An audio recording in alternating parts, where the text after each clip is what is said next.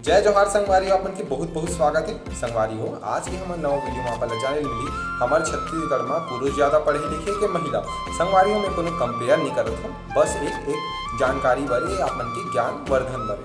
तो संगवारियों बात करें पुरुष के मतलब कुल 2,55,00,000 से ज़्यादा की आबादी है संगवारियों। तो मान लो अपन 2,55,00,000 में 1,55,80,000 हमारे जनसंख्या मन पढ़े लिखे।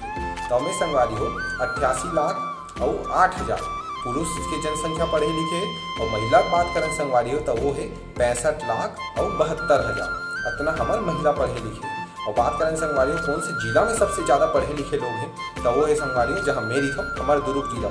यहाँ संगवारी हो तकरीबन 80 से 81% लोग मन पढ़े लिखे और सबसे कम साक्षरता या सबसे कम पढ़े लिखे वाला जिला बात करें संगवारी तो वो है बीजापुर, जहाँ संगवारी हो 40 से 41% मतलब 40.8% लोग बस पढ़े लिखे।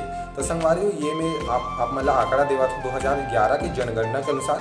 अब अगले बार जनगणना हुई संगवारी हो तो ये आंकड़ा बदल भी सकते। तो आप इसमें जानकारी चाहिए तो हमारे पेज का फॉलो करो और कमेंट में आप मन कौन से जिला से हरा तेरा लिखे पर जन दिलो। बहुत बहुत धन्यवाद। जय जोहार, जय छत्तीसगढ़।